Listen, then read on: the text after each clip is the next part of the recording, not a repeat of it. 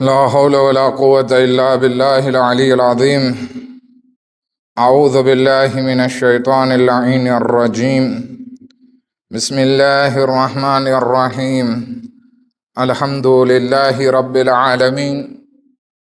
الصلاة والسلام على سيدنا ونبينا أبي القاسم محمد. اللهم صل على محمد وعلى محمد وأهل بيته الطيبين الطاهرين المعصومين المظلومين ولعنة الله على أعدائهم أجمعين. أما بعد، قال علي بن أبي طالب عليه الصلاة والسلام: بسم الله الرحمن الرحيم. أوصيكم بتقوى الله ونظم أمركم. मौलाए मुत्तकियान इमाम अली अलैहिस्सलातु वस्सलाम इरशाद फरमावे છે કે હું તમને તકવાની અને પાબંદી સાથે જીવન જીવવાની વસિયત કરું છું. આપણે અલ્હમ્દુલિલ્લાહ આ છઠ્ઠો દર્સ નહજુલ બલાગાના પત્ર નંબર 31 ઉપર આગળ વધી રહ્યા છીએ. આ પત્રમાં આગળ વધવા પહેલા આપણે થોડુંક નહજુલ બલાગાનો એ ભાગનો તર્જુમો જોઈ લઈએ. બિસ્મિલ્લાહિર રહેમાનિર રહીમ.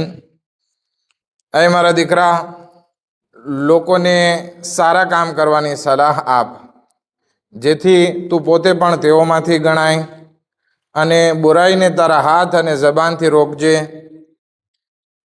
તથા જે લોકો ખોટું કરે છે તેમનાથી પૂરી હિંમત સાથે દૂર રહેજે, અને અલ્લાહના રસ્તે પૂરી તાકાત સાથે સંઘર્ષ કર, અને કોઈની પણ ટીકા કે નિંદાથી ડરીને અલ્લાહ માટેનું કામ ના રોકીશ. હક સુધી પહોંચવા માટે ગમે તેવી મુશ્કેલીઓમાં પણ આગળ વધ, અને તારા દીનને ઊંડાણથી સમજ, તથા તારી જાતને તકલીફો સામે મક્કમ રહેવાની આદત પાડ, કારણ કે હકના રસ્તે ધીરજ રાખવી એ બહેતરીન સિફત છે. આ તો નહજુલ બલાગાનો પત્રનો તર્જુમો. હવે એના ઉપર આપણે ડિટેલથી વાત કરવા જઈ રહ્યા છીએ. હવે આપણે જાણીએ છીએ કે આ ઇમામ અલી અલૈહિસ્સલામની બધી વસિયત પોતાના દીકરા ઇમામ હસન મુશ્તબા અલૈહિસ્સલામને છે. જો કે ઇમામ હસન અલૈહિસ્સલામને ફક્ત નથી, બલકે આ બધી વસ્તુઓ વધારે તો આપણને લાગુ પડે છે, અને જીવનના દરેક ભાગમાં આ બધી વસિયતો ખૂબ જ ફાયદાકારક છે. તો આજે આપણે જે વાત કરવા જઈ રહ્યા છીએ એમાં ઇમામ અલી અલૈહિસ્સલામ સૌથી પહેલી વસ્તુ પોતાના દીકરાને કહે છે: વાઅમુર બિલ મારૂફ તકુન મિન અહલિહી. તું અમ્ર બિલ મારૂફ કર, નેકીનો હુકમ આપ, લોકોને નેકીની ભલામણ કર, કે જેથી તું પણ નેકી કરવા વાળાઓમાં સામેલ થઈ શકે. હવે જ્યારે આપણે કોઈને એમ કહીએ કે ભાઈ નમાઝ પઢ, તો પછી આપણને એમ થાય કે હું બીજાને કહું છું તો મારે પણ કરવું પડે ને, તો હું પણ નમાઝ પઢતો થઈ જઈશ. શરૂઆતમાં જ આપણે એક સારી એવી બ્લાગની વાત છે. સાદિક હસન સાહેબ પોતાની મજલિસમાં કીધી હતી. એક માણસ હતો, એ આગા પાસે આવે છે ને કહે છે કે મારી ઘરવાળીને કહું છું કે પડદો પહેરે, હિજાબ પહેરે, પણ એ પહેરતી નથી, કેમ કરું? તો કે એને સમજાવો, આ કુરાનની આયત છે, આ હદીસ છે, આ બધું સમજાવો. તો બીજે દિવસે પાછો આવ્યો. મેં કીધું તોય નથી માનતી. તો બીજી હદીસો કાઢીને દેખાડી કે આટલો અલ્લાહનો અઝાબ છે ને, આમ છે ને, તેમ છે ને, ફલાણું, તોય નથી માનતી. આગળ તાવીઝ કરજો. તો કે તાવીઝ શું કરે આમાં? એ કે તાવીઝ પહેરવાથી થોડી હિજાબ પહેરવા મળશે. તો કે હિજાબ તો શું, નમાઝે નથી પડતી. તો કે અચ્છા, તાવીઝ કંઈક દુઆ આપો. એટલે દુઆ આપી આગાએ કે ભાઈ આ દુઆ પડજે તો શાયદ તાર ઘરવાળી કંઈક નમાઝ ને હિજાબ ને બધું કરવા માંડે. પાછો આવ્યો બીજે દિવસે કે કેમ હજી કંઈ અસર નથી થતો આગળ સાહેબ? તો કે અચ્છા, તું એની સાથે વાત કરી? તો કે હા, વાત કરીને. તો કે એ શું કહે છે? તો કે એ કહે છે કે તું દાઢી રાખને નમાઝ પડતો, હું હિજાબ પહેરું ને નમાઝ પડું. તો કે તું નમાઝ નથી પડતો? તો કે ના, હું નથી પડતો. તો કે તો પહેલા તું નમાઝ પઢ, તો એ નમાઝ પડશે. તું દાઢી રાખ તો એ હિજાબ પહેરશે. હવે તને જ્યારે પોતે કંઈ નથી કરવું, તારે ઘરવાળીને સુધારવી છે, તો એ તો ના થાય. તો તો પહેલાં જરૂરી છે કે ઇન્સાન અમ્ર બિલ મારૂફ કરે, નેકીની હિદાયત કરે, તો પોતે પણ અમલ કરવો જોવે. તો આપણે ઇન્શાલ્લાહ એના ઉપર આપણે ઇન્શાલ્લાહ વાત કરશું. તો ઇમામ અલી અલૈહિસ્સલામ સૌથી પહેલી વાત અહીંયા બયાન કરે છે કે તું અમ્ર બિલ મારૂફ કર, કે જેથી તું પણ નેક કાર્યો કરવાવાળાઓમાંથી બની શકે. ઘણા લોકો હોય કે વાતો મોટી મોટી કરે પણ પોતે કંઈ કરતા ના હોય. ના, જરૂરી છે કે આપણે અમ્ર બિલ મારૂફ કરીએ ને આપણે પણ એ વસ્તુ તરફ આગળ હોવા જોઈએ. હવે ઘણી જગ્યાએ આ બધી વસ્તુ આપણે ત્યાં ઇસ્લામમાં આવે છે, અમ્ર બિલ મારૂફ અને નહીં અનિલ મુનકર. તો અહીંયા બે શબ્દો છે, મારૂફ અને મુનકર. મારૂફ એટલે શું? નેકી, બરાબર છે, કે જેનો શરીયતે હુકમ આપ્યો હોય અને અક્કલ પણ એ વાતને કબૂલ કરતી હોય, આ મારૂફ થઈ ગયું. મુનકર શું છે? તો કે જે વસ્તુની શરીયત મનાઈ કરતી હોય અને અક્લ પણ એ વસ્તુની નાપસંદ કરતું હોય, આને કહેવાય મારૂફ ને મુનકર. હવે અમ્ર બિલ મારૂફ કરવું બધાને બહુ સારું લાગે, બધાને નસીહત કરવી બહુ સારી લાગે, પણ જરૂરી એ વાત છે કે આ અમ્ર બિલ મારૂફ અને નહીં અનિલ મુનકર કરવામાં ઘણી બધી શરાએત છે. અને આ અમ્ર બિલ મારૂફ અને નહીં અનિલ મુનકર ઇસ્લામની એવી બે વાજિબાત છે કે અગર જો આને મૂકી દેવામાં આવે તો પછી આખો ધર્મ જે છે એ કોમમાંથી બરબાદ થઈ જાય. બની ઉમૈયાની પોલિટિક એ હતી કે તમારે નમાઝ જેટલી પડવી એ પડો, રોઝા જેટલા રાખો એ રાખો, જે કરવું એ કરો, ઇબાદત કરવી એમાં કાંઈ પ્રોબ્લેમ નહીં, પણ આ બે વસ્તુ તમારે કરવાની, તમારે બીજાને કંઈક સલાહ સૂચના આપવાની નથી. આ એક મોટું એ લોકોનું હથિયાર હતું કે જેથી દીન ખોખલો થઈ જાય. અને ઇમામ હુસૈન અલૈહિસ્સલામ જ્યારે મદીનાથી નીકળે છે ને તો આ જ વસ્તુ કહે છે, ઇન્નમા ખરજતુ લિતલબિલ ઇસ્લાહ ફી ઉમ્મતિ જદ્દી વ ઉમ્મતિ અબી ઉરીદુ અન આમુર બિલ મારૂફ વ અનહા અનિલ મુનકર, કે હું આ નીકળું છું કે જેથી મારા જદ અને મારા બાપની ઉમ્મતની સુધારણા કરું. હું ચાહું છું અમ્ર બિલ મારૂફ કરું અને નહીં અનિલ મુનકર કરું. તો આ ઇસ્લામની બે બહુ મોટી વાજિબાત છે, પણ એમાં ત્રણ શરતોનું આપણે અહીંયા ધ્યાન રાખવું પડશે. હવે આ ત્રણ શરત શું છે? તો કે પહેલી, ઓળખાણ હોવી જોઈએ કે નેકી શું છે, મારૂફ શું છે. હવે જ્યારે મને ખબર ન હોય કે નેકી શું છે તો હું બીજાને કહી શકીશ કે ભાઈ આ નેકી તમે કરો? હવે દાખલા તરીકે મને ખબર હોવી જોઈએ કે સદકો આપવો સારી વસ્તુ છે, તો હું બીજાને કહી શકું, અથવા તો સામેવાળા માણસને પણ ઓળખાણ કરાવવી જોઈએ. હવે સામેવાળા માણસને કહે સદકો દે, હવે ઓલાને સદકો જ ખબર ન હોય સદકો એટલે શું, તો એ કંઈક ફાયદો થવાનો છે? પછી એમ કહું સદકાની એટલી ફઝીલત છે ને, સદકો દેવાથી આટલી બીમારી દૂર થાય છે ને, આટલી બલા દૂર થાય છે ને, મુસાફરીમાં હોય તો મુસાફરી સારી પસાર થાય છે. ઓલો વિચાર કરે કે એટલો બધો ફાયદો, પણ સદકો એટલે શું? તો પહેલાં શરૂઆત શું હોવી જોઈએ?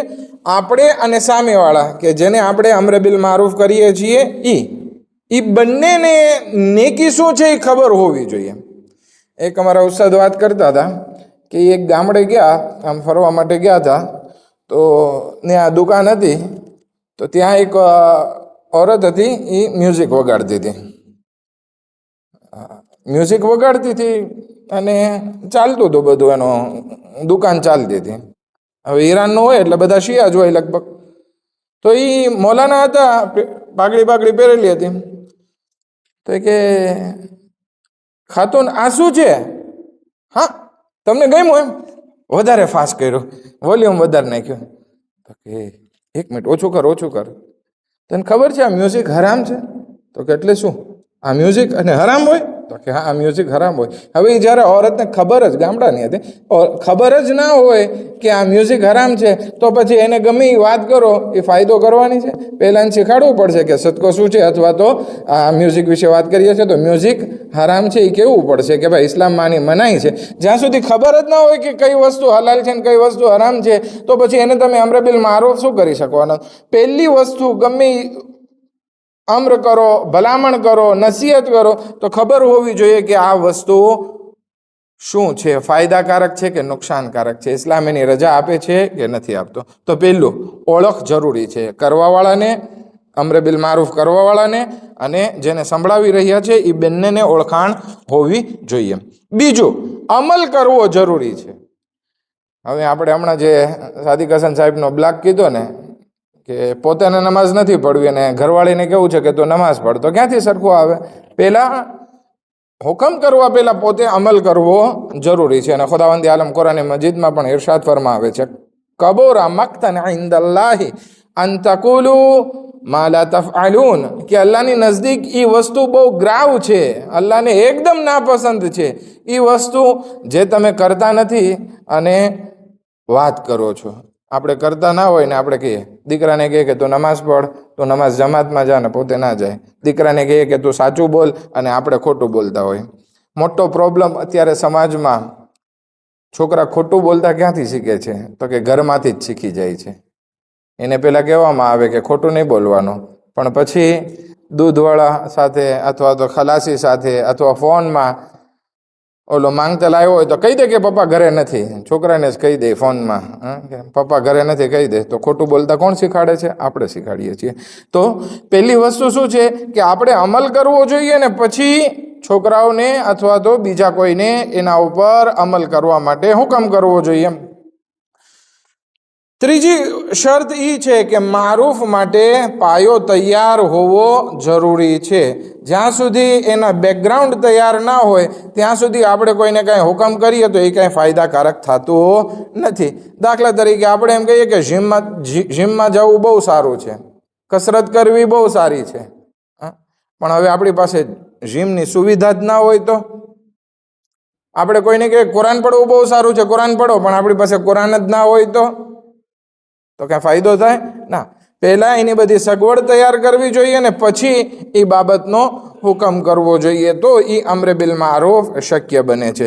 હવે પછી ઇમામ અલૈહિસ્સલામ બીજી વસ્તુ ઇરશાદ ફરમાવે છે, વન કરીલ મુનકર બિયદિકા વ લિસાનિક, જેવી રીતે અમ્ર બિલ મારૂફ કર એવી રીતે નહીં અનિલ મુનકર પણ કર. બુરાઈથી પણ લોકોને રોક, પણ બે રીતે રોક. એક તો તારા હાથથી પણ રોક અને બીજું એક જબાનથી પણ રોક. અને આ બહુ જરૂરી છે કે જ્યાં પણ અમ્ર બિલ મારૂફ અને નહીં અનિલ મુનકરની વાત આવે ને તો બે રીતે થઈ શકે, બિલ કૌલ અને બિલ ફેલ. બિલ કૌલ શું છે? આપણે કોઈને જબાનથી આપણે નસીહત કરીએ, આ થઈ ગયું કૌલ. બિલ ફેલ એટલે આપણા કંઈક કાર્યોથી, આપણી કંઈક એક્ટિવિટીથી આપણે જે છે એ વસ્તુને આપણે રોકીએ. દાખલા તરીકે બધા લોકો ઇફતાર કરીને બાજુના ઓલામાં ચાલી ગયા. આપણે મજલિસમાં બોલીએ કે ભાઈ આ ઇફતાર કરી લીધું છે તો હવે દર્સ ને કુરાનખાની ને એ બધું હોય તો એમાં તમે શિરકત કરો, આમ આટા ટલ્લા ના મારો. તો આ જબાનથી કીધું. બીજું એક્ટિવિટીથી, ફેલથી કેવી રીતે કહેવાનું? કે જેના રિસ્પોન્સિબલ છે એ લોકોને કહી દેવાનું કે ભાઈ કોઈને અહીંયા ગળવા દેવાના નથી. નીચે માણસો રાખી દે કે કોઈ બહાર ઊભા ના રહે, બધા ચાલ્યા જાય મસ્જિદની બહાર અથવા દર્શમાં અથવા કુરાનખાનીમાં ચાલ્યા જાય. આ એક્ટિવિટીથી થયું. તો આ અમ્ર બિલ મારૂફ અને નહીં અનિલ મુનકર બે રીતે થાય, પણ અલ્હમ્દુલિલ્લાહ આપણે એક વસ્તુમાં સક્સેસ થઈએ છીએ, જબાનથી બોલીએ છીએ, આપણે કંઈ કરી શકતા નથી. ખેર, અને અમુક હદીસોમાં જે છે ઇમામ ફરમાવે છે, કુનુ લના દુઆતન બિગૈર અલસિનતિકુમ, જબાનથી જે આપણે અમ્ર બિલ મારૂફ અને નહીં અનિલ મુનકર કરીએ છીએ એનો અસર ઓછો થશે. તો કેવી રીતે તમારે વધારે કરવાનું છે? તો કે તમે લોકોને અલ્લાહ તરફ દાવત આપો, ઇસ્લામ તરફ દાવત આપો, બિગૈર અલસિનતિકુમ, તમારી જબાનનો ઉપયોગ કર્યા વગર. તો એ કેવી રીતે થાય? તો કે તમારા કેરેક્ટરથી તમે જે છે લોકોને ઇસ્લામ તરફ દાવત આપો, એવા સરસ અખલાક રાખો કે લોકો તમારી તરફ આકર્ષાય. તમે એવા મીઠા બોલ બોલો કે સામેવાળાને પણ મીઠું બોલવાનું મન થાય છે. અને ઇમામ અલૈહિસ્સલામ અહીંયા જે ફરમાવે છે, વન કરીલ મુનકર બિયદિકા વ લિસાનિક, કે તું બુરાઈની મનાઈ કર, કેવી રીતે? તારા હાથ વડે અને તારા જબાન વડે. અને હદીસોમાં ત્રણ રીતે જે છે નહીં અનિલ મુનકર કરવાની વાત આવે છે. પેલું, નફરત હોવી જોઈએ. આ નફરત હોવી એ બહુ મહત્વતા રાખે છે. દાખલા તરીકે અહીંયા પાર્કિંગમાં અમુક લોકો ઊભા હોય અને ઠઠ્ઠા મશ્કરી કરતા હોય, ગીબત કરતા હોય ને ગાળું બોલતા હોય, તો આપણને એ વસ્તુ પ્રત્યે દિલથી નફરત હોવી જોઈએ. હવે એ બધા બોલે છે, હું તો ક્યાં કંઈ બોલું છું, અને હું હસતો હોય એ વાતની, એ લોકોની વાત ઉપર, હા હા હા કેટલું સારું બોલ્યો, તો ઓલાને વધારે જોશ ચડશે. તો આપણને દિલથી નફરત ના થાય, કારણ કે આપણે ખુદ હસીએ છીએ. તો મુનકરમાં જરૂરી છે કે આપણે દિલથી નફરત હોવી જોઈએ. કોઈ કંઈ ગાળ બોલે તો આપણો ચહેરો બગડી જવો જોઈએ, આપણને જરાક નફરત આવવી જોઈએ. ભલે સામે મોટો માણસ હોય તો આપણે કંઈ બોલી ના શકીએ, પણ દિલમાં તો એક નફરત આવવી જોઈએ. બની શકે તો જીભથી રોકે, ભાઈ આવું ના બોલ. અને ત્રીજી વસ્તુ, ચૂપ થવું છે તારે. કોઈ કોઈને મારતું હોય તો આપણે હાથ પકડીએ, ભાઈ નાનો બાળક છે, નાનો છે, જવા દે. તો આ 3 વસ્તુ જે છે, 3 રીતે મુનકરાતથી નફરત, જીભથી રોકવું અને હાથથી રોકવું હોવું જોઈએ. અને ઇમામ અલી અલૈહિસ્સલામ એક બીજી વસ્તુ અહીંયા ફરમાવે છે, વબાયન વફાસિલ બૈનકા વ બૈન મન ફઅલા. હવે જે કોઈ ખરાબ ઇન્સાન છે, ખરાબી કરે છે, તો એની સાથે રહેવાની મનાઈ કરે છે અને કહે છે કે તું તારા અને એના વચ્ચે ફાસલો રાખી દે, તો એનાથી દૂર થઈ જા. ભલે ગમે એટલો સારો માણસ હોય, ગમે એટલો પ્રોફિટ હોય તને એનાથી, પણ એ ખરાબી કરે છે, તું એનાથી દૂર થઈ જા. હવે જ્યારે આ પાર્કિંગમાં ઠઠામશ કરીને ગીબત અને તોહમત અને ગાળો અને બધું ચાલતું હોય તો, અને માણસો બધાની આજુબાજુમાં ઊભા હોય તો શું થશે? એને વધારે જોશ ચડશે કે આ મજા આવે છે. પણ લોકો જ બધા એનાથી દૂર થઈ જાય તો કોને કહેવા જશે? પોતે જ સમજી જશે કે ભાઈ આ હું કરું છું એ બધાને ગમતું નથી, પોતે જ ધીરે ધીરે બંધ થઈ જશે. પણ આપણે હસ્યા અને શાબાશી આપી અને ખુરાશ આપ્યો તો એ વધારે કરશે. બહેતર છે કે આપણે એનાથી દૂર થઈ જઈએ. ખેર, આના પછીની વસ્તુ ઇમામ અલી અલૈહિસ્સલામ પોતાના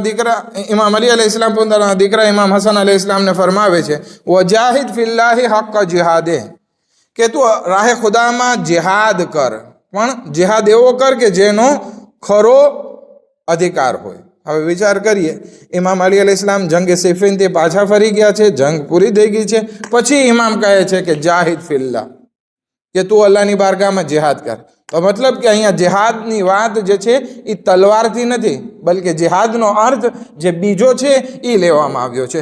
જિહાદનો બીજો અર્થ શું છે? તો જહદથી આવ્યો છે, એટલે કે ભરપૂર મહેનત કરવી, કોશિશ કરવી, આળસ ન કરવી અને પૂરા ફોર્સથી આપણી પાસે જેટલી તાકાત હોય એ તાકાતથી આગળ વધીને આપણે મહેનત કરવી, એને કહેવાય છે જિહાદ. તો ઇમામ અલી અલૈહિસ્સલામ અહીંયા ફરમાવે છે કે અલ્લાહની રાહમાં તું કોશિશ કર, એવી કોશિશ કર કે જે એનો અધિકાર છે, કે સારખી રીતે તું એ વસ્તુને અંજામ આપી હોય. અને કુરાનમાં જ્યાં પણ આપણને વાત કરવામાં આવે છે ને કે જે પણ તમે અમલ કરો ને તો એ સરખી રીતે કરો. દાખલા તરીકે કહેવામાં ઇત્તકુલ્લાહ, કે અલ્લાહની બારગાહમાં તકવા ઇખ્તિયાર કરો. પછી કહે છે હક્ક તુકાતે, એવો તકવા ઇખ્તિયાર કરો કે તકવાનો હક અદા થઈ જાય. અથવા તો કુરાનમાં જ છે જાહિદુ ફિલ્લાહી હક્ક જિહાદે, કે તમે અલ્લાહની બારગાહમાં જિહાદ કરો, એવો જિહાદ કે જિહાદનો હક અદા થઈ જાય. એનો મતલબ શું થયો? કે આપણું કોઈ કામ ઉપર છલ્લું હોવું જોવે નહીં. જે પણ કામ કરો એ સરખી રીતે પરફેક્ટલી અંજામ આપો. દાખલા તરીકે નમાઝ પડીએ તો ફટાફટ પડીને ભાગી જાય, ના, ફટાફટ ના પડો. એવી રીતે નમાઝ પઢો કે નમાઝ પઢવાનો હક હોય. રોઝા રાખવાનો તો એવી રીતે રોઝા રાખો કે રોઝા રાખવાનો હક અદા થઈ જાય. સદકો આપો તો એમ નહીં કે દાખલા તરીકે ઓલા આપણે PS કોઈન હોય કે જેની કંઈ વેલોર ના હોય, એ પડ્યા છે તો એ આપી દે, કે જેનાથી ના તો સામેવાળા ગરીબને કાંઈ ફાયદો થવાનો છે, ન તો કાંઈ આપણને એનાથી કાંઈ ફાયદો થવાનો છે. કે એવા સદકાનો શું ફાયદો કે જેનાથી કાંઈ કોઈનું કાંઈ એક મુફુય ના આવતું હોય. હવે જૂના જમાનામાં આદત હતી, સદકો કાઢવો ને તો ખીચામાં પૈસા હોય એ ના કાઢે, કોઈન ગોતે. સિક્કો ક્યાં છે? એ સિક્કો હોય તો જ સદકો નીકળે, ના એમ ના હોય. બલકે એવી રીતે આપો કે જેથી એનો હક અદા થઈ જાય. કાંઈ મજલિસમાં આવો તો મજલિસમાં એવી રીતે શિરકત કરો કે મજલિસનો હક અદા થાય. એમ ના હોય કે આપણે બેઠા છીએ અને ફોન રમીએ છીએ અને મગજ ક્યાંક બીજે છે અને કાંઈ મગજમાં નથી ઉતારતા, તો એ પછી એનો હક અદા થયો ના કહેવાય. તો ઇસ્લામમાં જે પણ વસ્તુ આપણને કરવાનું કહેવામાં આવે છે ને, એ આળસ છોડી પૂરી તાકાતથી, પૂરા કોન્સન્ટ્રેશનથી, પૂરી મહેનત સાથે કરવાનું કહેવામાં આવે છે, ત્યારે એનો હક અદા થાય છે. હવે આ જેહાદ જે છે ને એ બે પ્રકારના હોય છે કે જે અહીંયા પણ આપણને લખેલું હોય છે અને આપણે એ વસ્તુ ઉપર વધારે પણ જાણીએ છીએ એટલે વધારે એની ઉપર ધ્યાન નહીં દે, વધારે નહીં લંબાવીએ. જેહાદ કેટલી પ્રકારના હોય? એક જેહાદે અસગર હોય અને બીજું જેહાદે અકબર હોય. જેહાદે અસગર કોને કહેવાય? તો કે ભાઈ મેદાને જંગમાં જઈએ, ત્યાં લડાઈ કરીએ નબી અને ઇમામના હુકમથી અને શહીદ થઈએ, તો આ બધી જેહાદને જેહાદે અસગર કહેવાય છે. જેહાદે અકબર કોને કહેવાય? તો કે એમાં પોતાની જાતની સાથે લડવાનું છે, પોતાની જ સાથે લડવાનું છે અને આ જેહાદ ઇન્સાન બાલિગ થાય ત્યારથી મોત સુધી આ જેહાદ એનો ચાલે છે. કારણ કે જે તમન્ના આવે ખોટી સાચી આ બધા સામે લડવાનું હોય છે. તો આને કહેવાય જેહાદે અકબર, કારણ કે આ 24 કલાક ઇન્સાન એમાં લડવાનું હોય છે. આની ઉપર આપણે ઘણી બધી વાતો મજલિસોમાં થતી રહી છે, તો આપણે નથી લંબાવતા. જેહાદે અકબર અને જેહાદે અસગર. હવે પછીની વાત જે ઇમામ અલી અલૈહિસ્સલામ ફરમાવે છે ને ઇમામ હસન અલૈહિસ્સલામને, એ બહુ મહત્વની છે. વલા તાખુદકા ફિલ્લાહી લવમતુલ લાઇમ, અને અલ્લાહની રાહમાં કોઈ પણ તારી ટીકા કરે ને તો એ ટીકા ઉપર ધ્યાન ના દે, એ ઠપકાની પરવા ના કર. અને એવું જ થતું હોય, આપણે જ્યારે કોઈને કંઈ અમરે બિલ મારૂફ કરીએ, નહીં અનિલ મુનકર કરીએ, કંઈ સુધારવાની વાતો કરીએ, કંઈક સાચી અને કડવી વાતો કરીએ, તો સામેવાળો શું જવાબ આવશે? હવે બહુ મોટો મોપેરા થઈ ગયો છે મૂકને. આ તો અમે મજલિસ પડીને કંઈક સારી અમરે બિલ મારૂફ અને નહીં અનિલ મુનકરની સાચી વાત કહેતા હોય, કડવી લાગે તો શું કે આગા ભાઠા દે છે. આ બધી શું છે? ટીકા અને ક્રિટિસાઇઝ છે. તો ઇમામ અલી અલૈહિસ્સલામ કહે છે કે જ્યારે તું નેક રસ્તા ઉપર ચાલી રહ્યો છે, તારું કામ પરફેક્ટ છે, તો પછી જે પણ કોઈ તારી ટીકા કરે ને તો એ ટીકા ઉપર ધ્યાન ના દે, એ ક્રિટિસાઇઝ ઉપર ધ્યાન ના દે, બલકે તું તારા કામને આગળ વધારતો રહે. એ બધાને બોલવું હોય તો બોલે રાખે. આ બહુ મહત્વની વસ્તુ છે. ઇમામ અલી અલૈહિસ્સલામ પોતાનું કામ આગળ વધારે છે, તો ઇમામ અલી અલૈહિસ્સલામની કેટલી ક્રિટિસાઇઝ કરવામાં આવી. 70,000 મેમ્બર ઉપરથી એમને લાન કરવામાં આવી, એમને ગાળો દેવામાં આવી. કાંઈ ઇમામ અલી અલૈહિસ્સલામ પોતાનું કામ કરી જાય.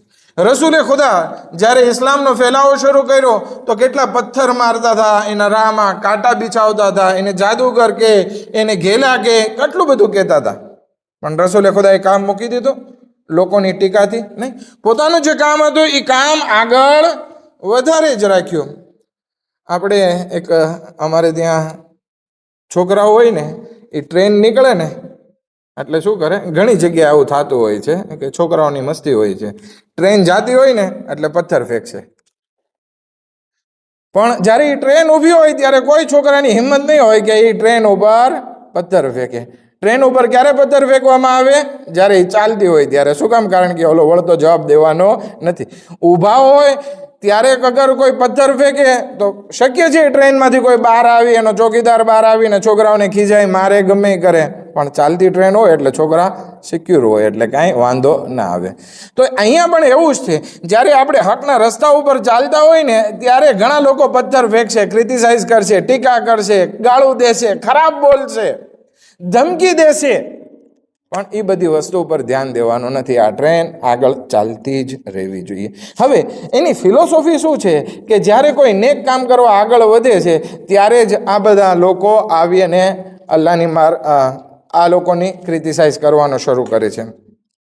તો કે એના બે કારણો હોઈ શકે છે. પહેલું કારણ એ છે કે એ લોકો તમારા જેવું કરી નથી શકતા એટલે હસદનો શિકાર થાય છે, એટલા માટે આ લોકો ક્રિટિસાઇઝ કરે છે. બીજું કારણ એ હોઈ શકે છે કે આ લોકોને તમારી રીત સમજમાં નથી આવતી. તમે અલ્લાહ તરફ લઈ જવા ચાહતા હોય અને આ લોકો ચાહે છે કે એ દુનિયા પરસ્તી તરફ જાય, તો પછી એ લોકોની મેન્ટાલિટી તમારી મેન્ટાલિટી સાથે ફિટ નથી બેઠતી એટલે ક્રિટિસાઇઝ કરે છે. ઇમામ અલી અલૈહિસ્સલાતુ વસ્સલામ જનાબે અબુ ઝર ગફારીને જ્યારે વિદા કરવા જાય છે, જનાબે અબુ ઝર ગફારીને જ્યારે ગામ વટો આપતા હતા, રબઝા મોકલે છે. હવે ખબર છે કે ત્યાં જાય એટલે પછી ત્યાં કાંઈ રહેણાંકવાળી વસ્તુ નથી, ડેઝેર છે, ત્યાં મોકલી દીધા હતા.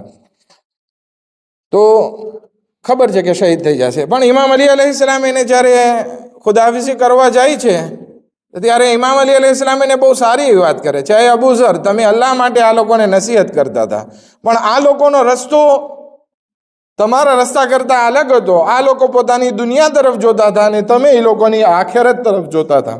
એટલે સરખું નહોતું આવતું. એટલે તમારી સાથે ક્રિટિસાઇઝ કરી, તમારી ટીકા કરી, તમારી નિંદા કરી. ખાલી ટીકા અને નિંદા જ નહોતી કરી, બલકે શું કર્યું, એને કેટલી વખત ગામવટો આપ્યો. જનાબે અબુ ઝર ગફારીને પહેલાં મદીનાથી શામ મોકલ્યા, શામથી માવિયાએ પાછા મદીના મોકલ્યા, પછી પાછા મદીનાથી ઉસ્માને એમને રબઝા મોકલ્યા. તો કેટલી બધી પ્રોબ્લેમ થઈ હતી કે એમને દેશવટો આપવામાં આવેલો હતો. અને ઇમામ અલી અલૈહિસ્સલામ ફરમાવે છે કે તું જે છે કોઈ ટીકાકારોની ટીકાઓ ઉપર ધ્યાન ના દે, બલકે તારી જે વાત છે એ તું કરે રાખ, તું સીધો ચાલે રાખ. અને પછી ઇમામ અલી અલૈહિસ્સલામ ફરમાવે છે કે તારી આ હકના રસ્તામાં તું આગળ વધીશ ને, તારી ટ્રેને આગળ વધારીશ ને, તો શું થશે, મુશ્કેલાતો તારી સામે બહુ આવશે, પણ તું એ મુશ્કેલાતથી ગભરા ના, બલકે એ ગમે એટલી મુશ્કેલાતના દરિયાને સમુદ્ર હોય એમાં ઊંડી ડૂબકી લગાવો. મુશ્કેલાત હોય તો ભલે મુશ્કેલાતની અંદરમાં ઊંડે સુધી જવું પડે તો તું જા. ઇમામ ફરમાવે છે વાખુઝ ગમરાતિલ હક, અને હકના ઊંડા સમુદ્રમાં તું ડૂબકી લગાવ, હકમાં ઊંડે સુધી ઉતર. ભલે પછી લોકો તને સારું બોલે, ખરાબ બોલે, તને શાબાશી આપે, તારી ક્રિટિસાઇઝ કરે, તને ખરાબ બોલે, જે કરવું એ કરે, પણ તું ઊંડે સુધી પહોંચ. અને એમાં કાંઈ બીવાની જરૂર નથી. હવે કોકને એમ થાય, આપણે કોકને કહેતા હોય ને કે ભાઈ તમે સરખી રીતે ધર્મમાં ઊંડા ઉતરો, કે હવે એ બધું મોલાનાનું કામ હોય, આ બધા મસલા જાણીને મને શું કરવું, હું તો ખાલી નમાઝ પડલો એટલું કાફી છે, થઈ ગયું, બાકી બીજું બધું ના આવડે. ના, ઇમામ અલી અલૈહિસ્સલામ કહે છે કે તમે દીનદાર છો તો દીનમાં સરખી રીતે ઊંડા ઉતરો. ઇન્શાલ્લાહ બીજી ઘણી બધી વસ્તુ આના ઉપર ઇમામ અલી અલૈહિસ્સલામ આગળ જાતા કહે છે કે તમારો દીન ઉપર છલ્લો ન હોવો જોઈએ, બલકે સરખી રીતે સમજવાનો હોય છે. એક ફારસીમાં એક શાયરી છે. હવે એ શાયરીનો હું થોડોક તર્જુમો કરી દઉં કે આપણે જે છે એ ધર્મમાં અથવા તો મુશ્કેલાથી ડરી અને ભાગવાનો નથી. હવે બધા બોલશે ને ઓલો આમ કરશે, ઓલો મને એમ કહેશે કે મોપેરો થઈ ગયો છે, મસ્જિદવાળો થઈ ગયો છે, એવું બધું બોલશે તો હું કેટલી બધી ઇબાદત કરું, ના કરું, બસ થોડું થોડું જાઓ. ના, ઇમામ કહે છે કે ના, ઊંડો ઉતર હકમાં. એક આ ફારસીની વાત આપણે કરી લઈએ. માછલીએ એના બચ્ચાને એક બહુ સુંદર વાત કીધી, ધર્મમાં આપણા કિનારો છે હરામ. લેડીઝ લોકો જરાક વાતો ના કરો ને સેલું પ્લે. ધર્મમાં આપણા કિનારો છે હરામ, એટલે મછલી, મોટી મછલી છે, વેલ મછલી, એના બચ્ચાને સમજાવે છે કે જો આ સમુદ્રમાં આપણે તરતા તરતા થાકી જઈએ ને તો ભલે થાકી જઈએ, પણ એમાં તરે જ રાખવાનું છે. એમ નહીં કે કિનારા ઉપર જઈને બેસી જઈએ અને તરવાનું મૂકી દઈએ, નહીં. ત્યાં આપણા ધર્મમાં જે છે ને એ કિનારા ઉપર જવું હરામ છે. વેલ માછલી અગર જો કિનારે આવી જાય તો પછી પાછી દેમીતુર દરિયામાં ના થઈ શકે. તો કે ભલે ગમે એટલી મુશ્કેલાત હોય, પણ અહીંયા વચમાં જ રહેવાનું છે, મોજાઓની સાથે, વાઘની સાથે જ રહેવાનું છે. મોજાઓને વળગી કિનારાથી રહેજે દૂર. કે અહીંયા ભલે ઊંડો સમુદ્ર હોય ને મોટા મોટી વાઘ આવતી હોય, પણ એમાં જ રહેવાનું છે અને કિનારે જવાનું નથી. દરિયો આખો છે આપણું વતન. આપણું વતન જે છે કિનારો નથી, અહીંયા છે. શું છે? વચમાં રહેવાનું છે, કે જેથી ભલે થાકડો લાગે પણ એમાં તરતા જ રહેવાનું છે, તો જ આપણી હયાત છે. એવી જ રીતે આપણે હકમાં આગળ વધશું ને તો ઊંડા ઊંડા મોજા આવશે, કેટલા બધા પ્રોબ્લેમ આવશે, પણ એમાં જ તરે રાખવાનું છે, થાકવાનું નથી. જેવા થાક્યા અને બાતિલ તરફ ગયા એટલે આપણે જહન્નમી બની જશું. માટે ભલે મુશ્કેલાત હોય પણ હકના ઊંડા સમંદરમાં આપણે ડૂબકી લગાડતા રહેવાની છે. આ ઇમામ અલી અલૈહિસ્સલામની વાતનો એક ખુલાસો છે. એક સલવાત પડે મોહમ્મદ વાલી મોહમ્મદ પર.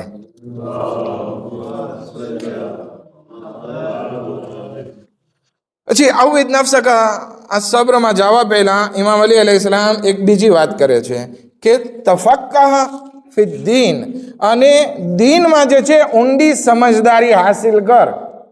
હવે મને ખાલી કહી દીધું ને અલ્લાહ એક છે, અલ્લાહ દેખાતો નથી, બસ એ કાફી છે, બીજું મારે કંઈ માથાકૂટ કરવી નથી.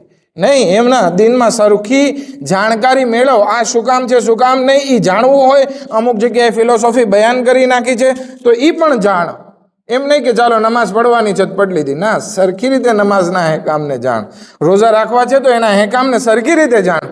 ઇમામ અલી અલૈહિસ્સલામની ગોવર્નમામાં એક માણસ મછલી વેચતો હતો, પણ એના ઉપર ઓલા પ્લૂમ, શું કહો છો, ભીંગડા, હા, એકેય નહોતા, ભીંગડા નહોતા.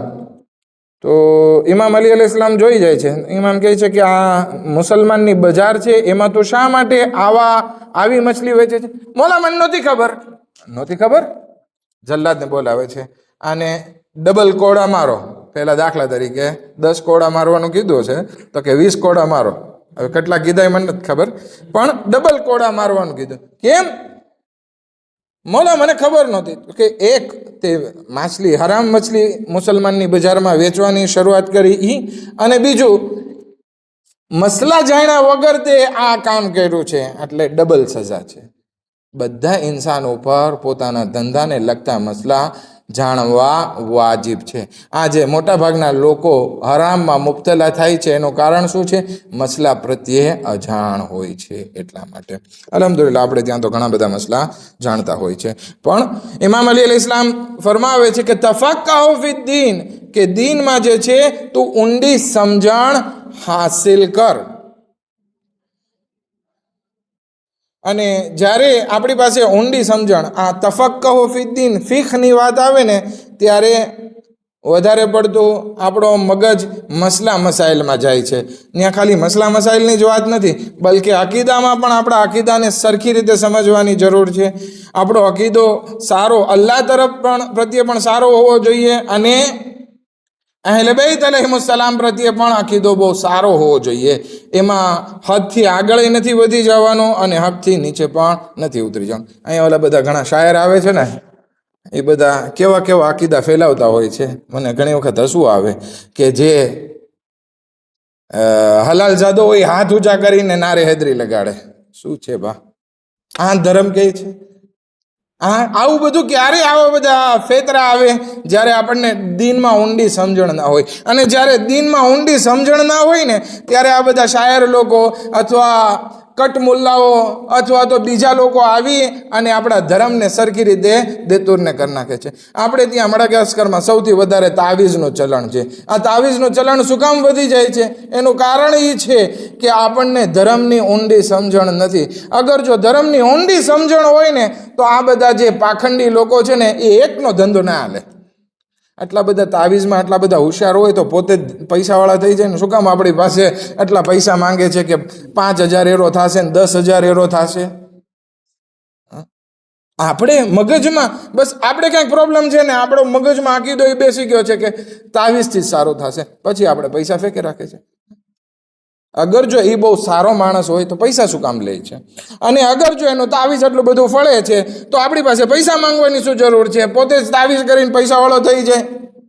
આ બધા ધંધા છે. આપણે સમજતા નથી, દીનની ઊંડી સમજદારી નથી, એટલે આ ઘણી વખત તાવીઝના ઓલામાં આપણે ફસાઈ જઈએ છીએ. ઘણા શેરો શાયરીવાળામાં આપણે મીઠી ચાપલુસી વાત કરે એટલે આપણે $1,000 ને $2,000 ને $100 ને બધું કાઢીને દીધે રાખે છે. આ બધી વસ્તુ લૂંટફાટ શા માટે થાય? જ્યારે આપણી પાસે દીનની ઊંડી સરખી સમજણ ના હોય ત્યારે. બરાબર છે? કોઈને કઈ સવાલ છે આ બાબતે? એક સલાત પડે મોહમ્મદ વાલે મોહમ્મદ પર.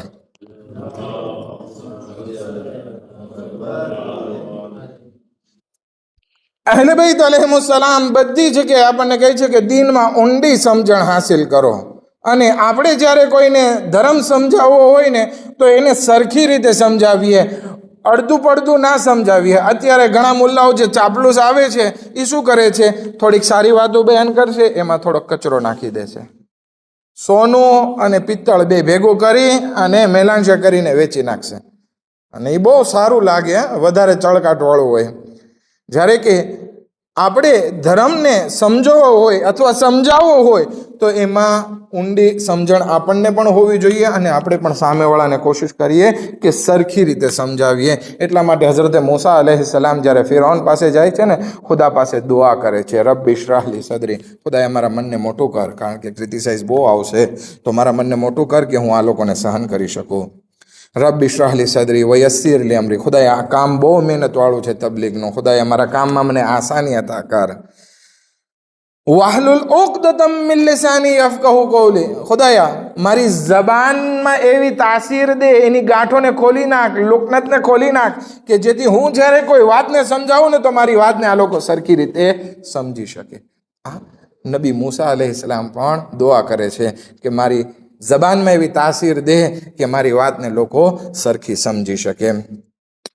ખૈર, તો આ તફક્કહુ ફિદ્દીન કે દીનમાં ઊંડી સમજણ હોવી જોઈએ. એક સલવાત પડે મોહમ્મદ વ આલી મોહમ્મદ પર.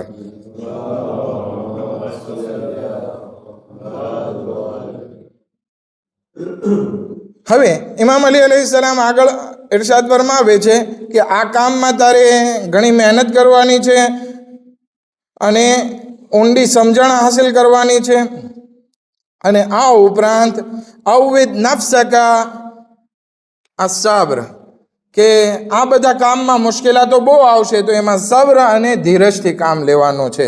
હવે જ્યારે તબલીગનું કામ હોય ને તો આપણે કોઈને કહીશું કે નમાઝ પઢો અથવા ખોટું ના બોલ તો સામેથી આપણને મેરસી કહેવા કોઈ નહીં આવે. જસની બદલે શું આવશે? શું આવશે? જોડા આવશે, અને સખત જોડા આવશે. તો એમાં આપણે જરાક સબરથી કામ લેવાનું રહેશે. હવે સબ્ર કઈ કઈ જગ્યાએ હોય તો કે ભાઈ ઇબાદતમાં સબ્ર હોય, મુસીબતમાં સબ્ર હોય, ગુનાહો હોય એની સામે સબ્ર, જેવી રીતે હઝરત યુસુફ અલૈહિસ્સલામે ઝિના કરવા પહેલાં ઝિનામાં સબ્ર કર્યો અને ઝિના ના કર્યા. અને ચોથી, દોસ્તો અને દુશ્મનો સામે સબ્ર હોય છે. ઘણી વખત દોસ્તોને આપણે કંઈક સારી શિખામણ આપશું તો સામેથી ગાળ દેશે, તો ન્યાય સબ્ર કરવાની. દુશ્મનને અગર જો સારું કહેશું તો એ પણ આપણને કંઈ સારું કંઈ રેસ્પોન્સ નહીં આપે.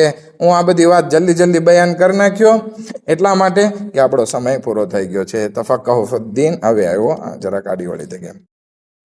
ખૈર, ઇન્શાલ્લાહ કોશિશ કરીએ કે ખુદાવંદી આલમ આપણને અમ્ર બિલ મારૂફ અને નહી અનિલ મુનકર કરવાની તૌફીક આપે અને આ કાર્યોમાં પહેલાં ઊંડી સમજણ લેવાની તૌફીકાત નસીબ કરે અને સબ્ર કરવાની અને મુશ્કેલાતોમાં સરખી રીતે મક્કમતા રાખવાની તૌફીકાત નસીબ કરે. અને જે પણ આપણી મુશ્કેલાત હોય ખુદાવંદી આલમ આ મુશ્કેલાતોને આસાન ફરમાવે. રબ્બના તકબ્બલ મિન્ના ઇન્નકા અંતસ સમીઉલ અલીમ.